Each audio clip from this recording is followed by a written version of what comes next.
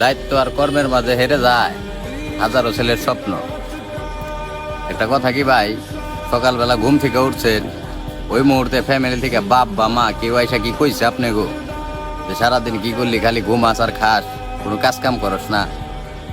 এই কথাগুলোর মানে বুঝেন? আমি যে বলতাছি, যে পরিস্থিতির শিকার হয়েছে একমাত্র ওরাই বুঝে যে কথাগুলো কতটা কষ্টদায়ক।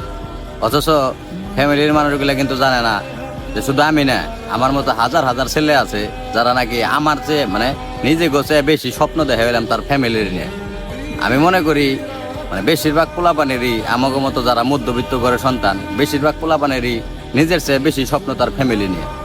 কবে আপনার কাছে কিছু টাকাই না দিতে পারুম, কবে হ্যাঁ হাসি মুখটা দেখুন, কিন্তু এটা কিন্তু আবার ফ্যামিলি বুঝে না ভাই। মানে আমি মনে করি মানে এরকম বহুত মানুষ আছে ভাই, এই প্রতিনিয়ত ভাই মনে করেন যে এই টর্চারের শিকার হইতেছে। মানে আমাকে কিন্তু কোনো অপশন দেয় না, আমাকে কিন্তু বাইরে থেকে কিছু টাকা পয়সাও দেওয়া হয় না যে একটা কিছু করো বা একটা লাইন ধরায় দেয় না। মানে তাকে একটা কথাই যে তোমরা কিছু কইরা নাও, মানে এই যে কথাগুলা ভাই, এইগুলা মনে করেন যে যারা পরিস্থিতির শিকার হয়েছে একমাত্র ওরাই বুঝে। মানে তারপরও আমি একটা কথা কই, মানে আমি মনে করি সকল বেকারত্বের সুখ আল্লাহ একদিন দিক।